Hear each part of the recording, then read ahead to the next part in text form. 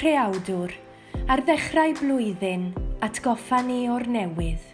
I ti, yn dy gariad, lunio'r teulu dynol yn ei hamrywiaeth gyfoethog o hiliau, ieithoedd a diwylliannau.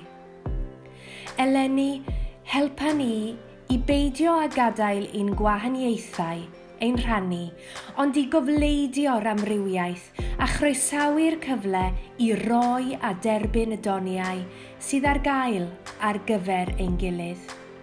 Gan wireddu'r ddynoliaeth gyffredin a roddais dy arnom wrth ein creu. Gwared ni rhag rhagfarn, heir llugrwydd ac ofn, a dysga ni sut i fyw ynghyd fel aelodau o un teulu byd-eang sy'n rhannu'r un cartref daearol ac yn blant i'r un Duw. Cyflwynwn ein gweddiau yn enw'r cariad a ddangoswyd i'n byd yn Iesu Grist, ac ar ddechrau blwyddyn newydd, ymddiriedwn ein hunain o'r newydd i ofal y cariad rhyfeddol hwnnw. Amen.